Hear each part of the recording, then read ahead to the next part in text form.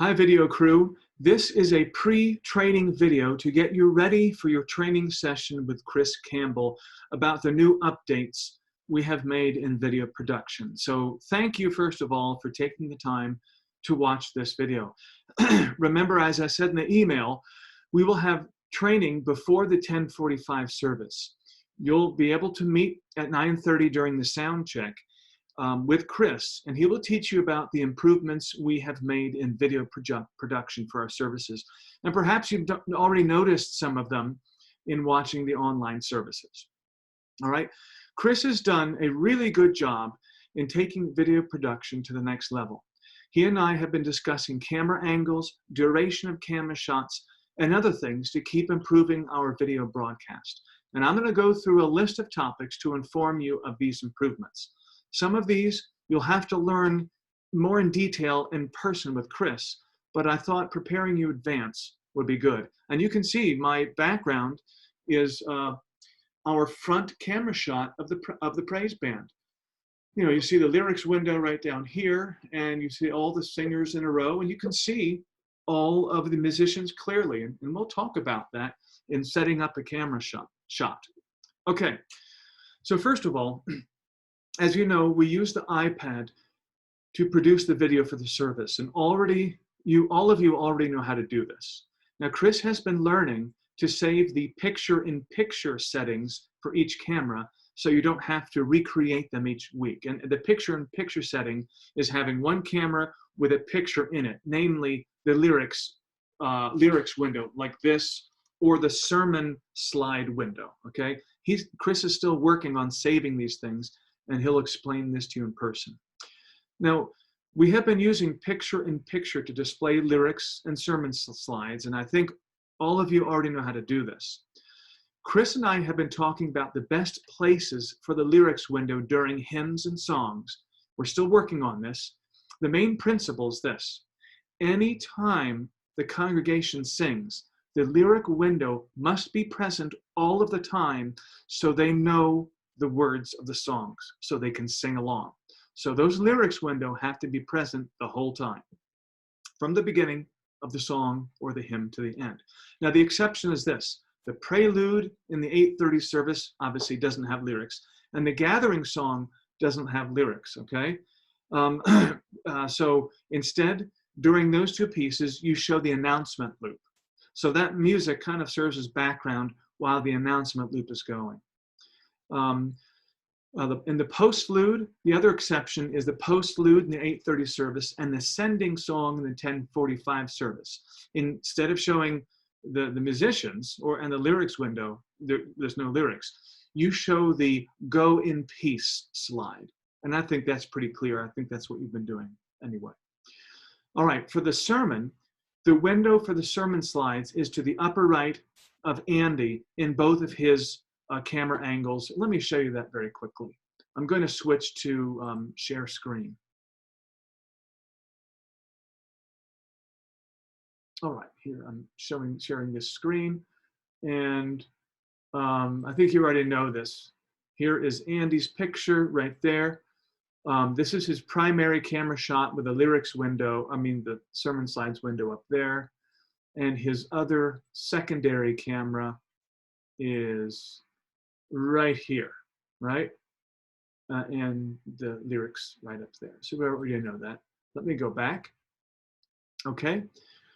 For sermon slides with small print, it is best to fill the whole screen when Andy is preaching. Just fill the whole screen so they can read it. And then when he's finished that slide, you back out to his normal sermon camera. You'll have to use your judgment on this. Chris will say more about it in person. Okay, the next topic, video checklist. All right, video checklist. It's important to make sure the equipment is working properly and camera shots are good. Make sure each camera's on. Each camera is coming through on the iPad. Each camera is pointing in the correct direction. The two pastor cameras, and we have 3 and sometimes 4 music cameras, okay? And make sure the musicians are not blocking each other. My background slide, right? You can see everybody. You can see the bassist in the back row. You can see the singer on the second row. And this is the front camera, and that's the one where we want everyone to be visible. We'll talk about that. All right, the next thing I want to talk about after video checklist is the camera shots. There are 3 to 4 cameras for the musicians. There's a front camera, a right camera, and left camera. And sometimes we have a guitar cam for special cool solos by the electric guitarist. Now, the church just has these 3 cameras. Now, if you have a camera, your phone that works, you know, you could use that. You can have a 4th camera with that. I'm working on getting some more cameras so we can increase the number of our cameras. But let me show you very quickly. So let me go to this share screen. Okay, here we go, sharing my screen. So I've showed you the front shot for the band. This is the front shot, okay? And you can see all the musicians are available, are visible. And there's the lyric screen. Let's go to another shot on the band on the left. This is the left angle. You can see the drum. Oh, we have some comments down there. The drummer is visible, and this is a cool shot to see the drummer in action.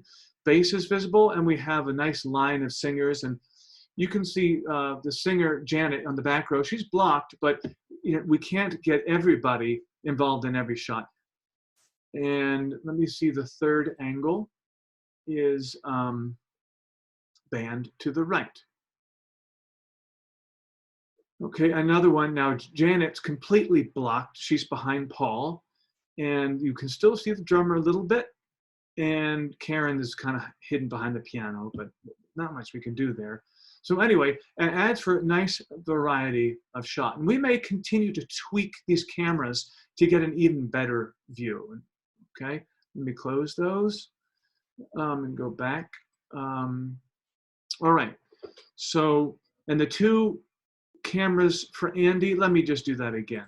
The 2 primary shots for Andy, not 2 primary. This is Andy's primary camera. This is the one he looks directly into, okay? Looks directly into this one. And this second one, Andy's secondary, he's still looking into the primary camera, and this secondary camera serves as a way of creating a diversity of camera shots to prevent from monotony. That's why we have all these different shots, and we'll get into that in just a second. But let's talk quickly about framing shots, okay? Now you can see in this example, Andy's head is a certain distance from the top of the camera, top of the screen, as well as this one, and a little closer. Now this is based on a professionally videoed instructional series that we used. Let me bring those pictures up right here. Here's an example of a professional video, which we'll look at in just a minute. See this camera shot? His head is that far from the top, and this is what we normally see in professional videos. Sometimes we don't think about this because we're used to seeing it so much, but when we go to do this ourselves, we have to know these principles.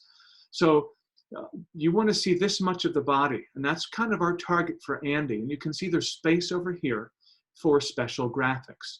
Let's look at the secondary camera for this particular series. Here's the secondary camera. In this camera, they zoomed in, but the head is still in the upper part of the frame, a little bit of space here. And this is a pretty tight shot. We may not want to go this tight on Andy. As you can see right here, that's Andy's primary shot. Okay, now I have so many windows open here. Let me close this one. Where's Andy's other? Okay, now I can't see it. This is the secondary camera for Andy. And it's not as tight of a shot. Okay, hold on. It's not as tight a shot as Greg Koukল's. I'm getting really confused here. Where is Greg Koukl's secondary? Here's Greg Koukl's secondary one. So his shot is tighter than Andy's, but this is something that we can continue to talk about and continue to improve as we take our video production to the next level. Okay, so these are the camera shots we're talking about. Andy has two camera shots. The primary camera shot he looks directly into, and his secondary shot where he looks off to the side. Now remember, these different camera angles help to give us diversity in viewership. Okay, so we're not looking at the same camera angle the whole time. It helps to break up monotony and that kind of thing. So let's go to the second topic here in camera shots, and that is when to change shots, okay? And this is very important to keep the flow of the service. If you don't change the camera shot too often, if you do it too slowly, it will be monotonous and boring. If you do it too fast, people will be overstimulated and distracted. So let's look at an example here. This is again from this video study that we did here at church. And I just want to give you an example of how long they'll stay on one shot and change to another one. So let's look at this very quickly.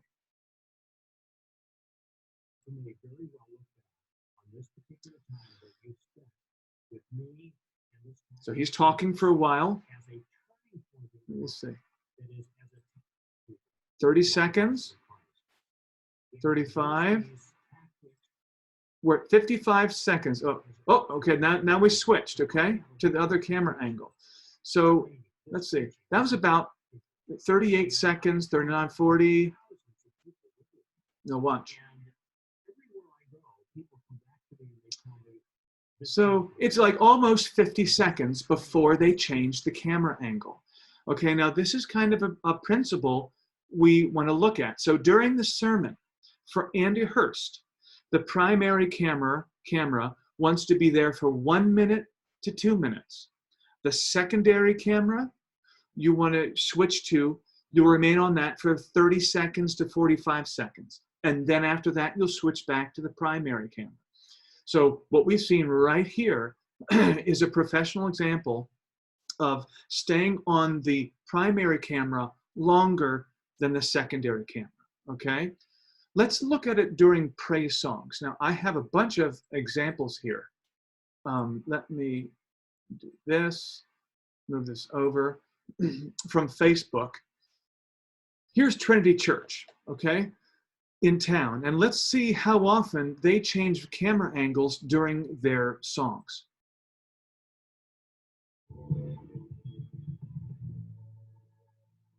Pretty quick, isn't it? Of course, they have a lot more cameras than we do. 1, 2, 3, 4, 5, 6. Oh, he's talking, so it's not really singing right now. Changing. You can see they're changing the camera more frequently during the music. Now, I don't think we want to go this fast. Okay, let's look at another church. Here's South Crest, a service called The Venue. Let's see what they do. Turn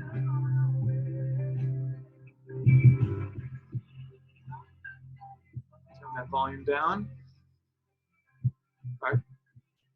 So they waited a little longer before they changed shots. And this is a slower song. Faster songs, you generally change the camera shots sooner. All right. Let's look a little bit more. There's a wide angle shot coming up.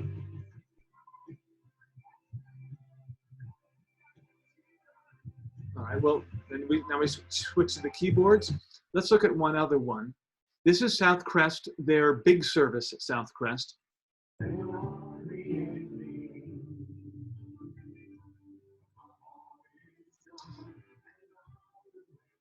Now, I'm showing you these services to give you an idea of when people are changing shots and how often they're doing it. Longer shots during the sermon generally, and more frequently changing during the songs.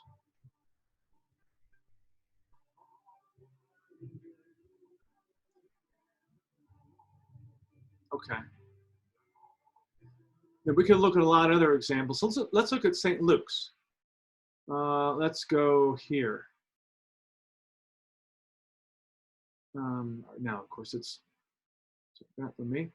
Let's look over here. Let's go forward. And here's the band.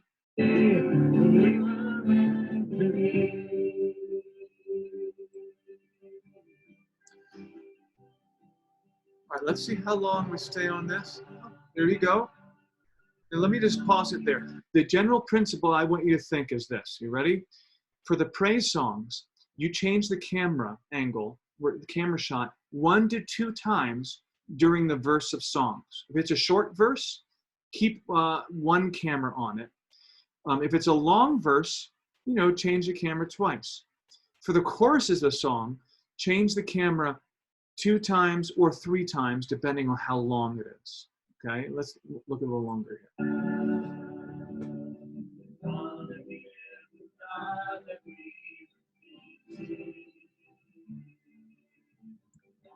Okay, we're still on the verse, okay? I forget what happens here. I think he probably changes. Here comes the pre-chorus. Okay. Now, so that's a long verse with a pre-chorus. So you could change it to pre-chorus. Basically, we don't want to stay in one shot too long. That's the point. There we go. And Chris changed it right on the chorus. You see that?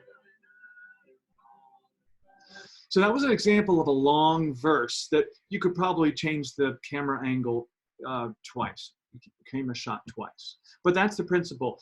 Change it 1 or 2 times during the verse and maybe 2 or 3 times during the chorus. And on fast songs, you can change more frequently. Slow songs, perhaps less, okay?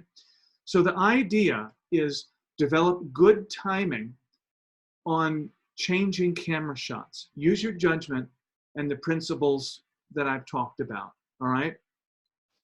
All right, remember, if you change your camera shots too slow, it may create a monotonous environment and a little boring, just seeing the same shot for a long time. If you do it too fast, people will be overstimulated. They'll be like, why are they changing the camera shot so much? And they'll be distracted. And, just think about what it's like when you watch a show. Use your instincts, but also use the principles we've talked about. There wants to be a natural flow of changing camera shots, all right? So the big thing is you really want to be on top of it. In producing video, and being a video producer, you will be engaged with the whole service, moment to moment, shot to shot. So you really have to be on top of everything, the whole service. Okay, let me go back to this. All right, so the next topic is this, your location. Where are you to be as the video producer?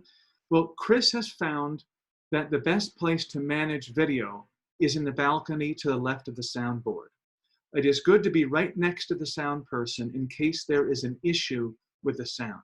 So that's where Chris has been for about a month now, and he says it's working out really well.